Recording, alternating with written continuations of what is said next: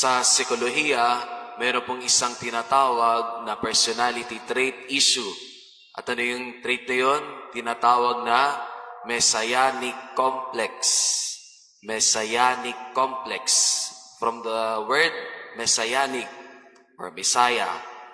The other way to put it is, if there's messianic complex, synonymous po siya sa savior complex. Ang ibig sabihin po nito, ang messianic complex or savior complex na tao ay akala niya sa sarili niya, siya ang makakasolusyon sa lahat.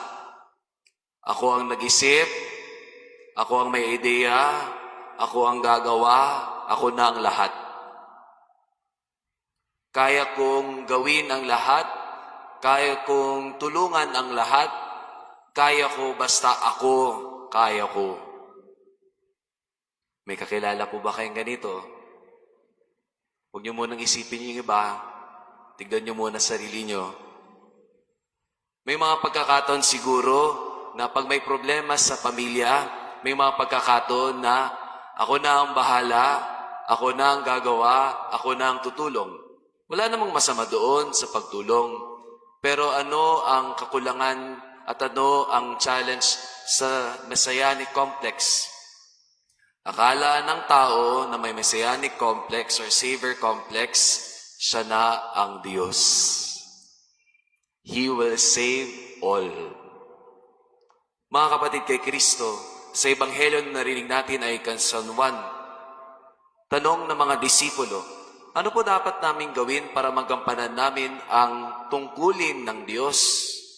What can we do to accomplish the works of God?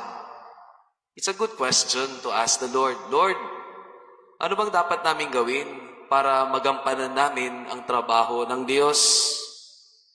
But the Lord answered them in another way. This is the work of God. Di nyo to trabaho ng Diyos ito. Nakikiisa lang tayo sa misyon ng Diyos. Kaya po sa amin, mga kaparian, klaro sa amin dapat na kahit anong gawin at proyekto para sa parokya at para sa simbahan, hindi namin kasi ginawa ito, kung hindi ito'y trabaho at misyon ng Diyos. Kaya nga sa misa, mapapansin ninyo, hindi lahat ng tungkulin ay kuha ng pare. Hindi naman pwedeng mag-lector ang father. Hindi naman din pwedeng mag-choir naman si father. Hindi rin naman pwedeng siya lang ang magsuserve sa sarili niya. All the more, he cannot do everything like ushering because the priest is mindful that we are sharing in the work of God. So also with all of us serving at the altar, hindi ka pwedeng lector, hindi ka rin pwedeng choir, hindi ka pwedeng usheret o usher, hindi ka rin pwedeng ganito at ganyan. Ano na lang, pari na lang kulang sa iyo. Because we are just sharing in the mission of the Lord.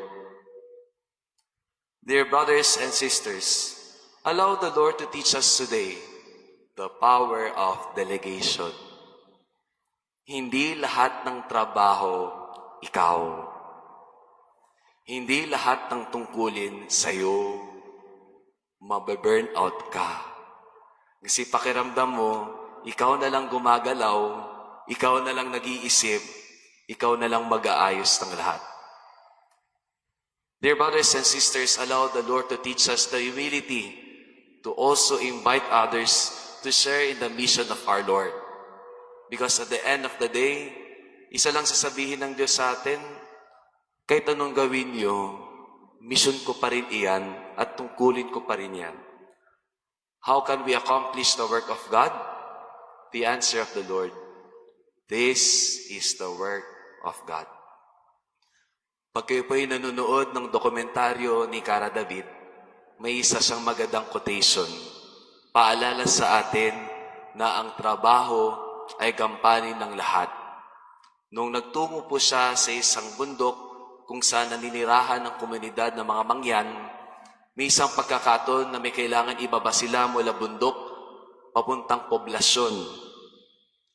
Dahil walang ambulansya, ang gamit nilang means of transportation ay duyan. So may mga tao na nagtutulungan na nagbubuhat dun sa may sakit. Doon na pagtanto ni Cara David, she said, ang pasan ay gumagaan pag may nilalaan sa iba. Kahit gaano man kabigat ang pasan, kung nagtutulungan, gumagaan. Kaya nawa, huwag niyo nang pasanin ng mundo, hindi tayo Diyos. This is the work of the Lord. Amen.